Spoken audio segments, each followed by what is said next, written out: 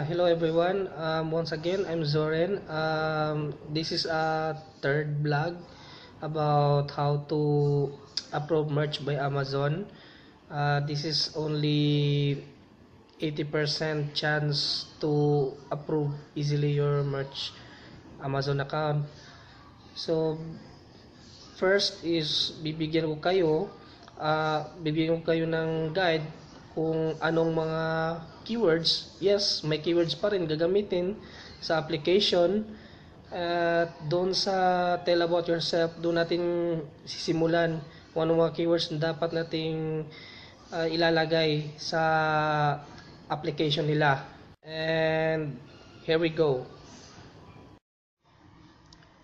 Sisimulan natin dito kapag natapos na nyo yung tax interview.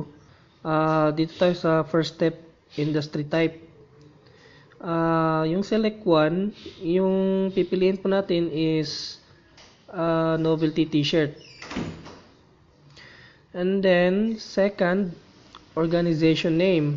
Yung organization name is pwede nyo lang lagyan ng full name, ma-accept na nila yon.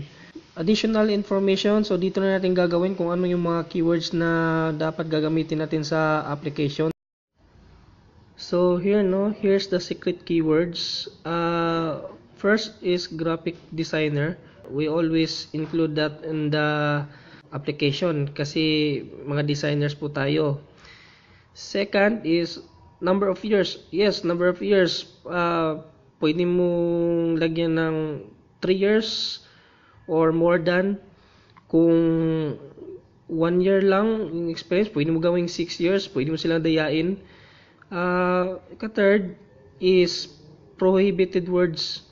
Sample below yung wag niyong i-mention yung nagtatrabaho ka sa another PODs, Red Bubble, T-Public, or any print on demand kasi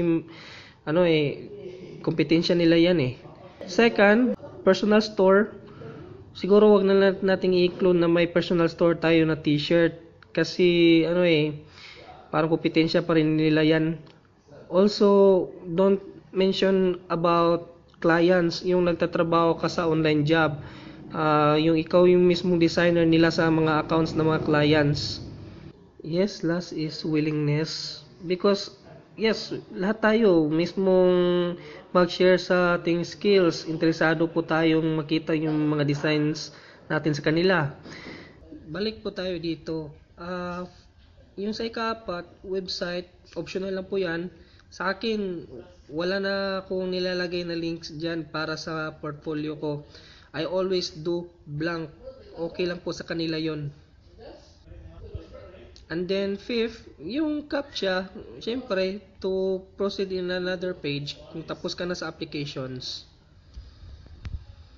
Pagkatapos ng fill up, magsasaksi siya, may suggestion siya sa baba. Kung ikaw ay naghihintay, kailangan mong mag-download ng templates. So, for me, kinakailangan ko mag-download ng templates, baka doon ang tracing nila. Lahat ng mga platforms nila, hoodies, t-shirt, pop sockets, any templates sa kanila, kailangan mong i-download lahat.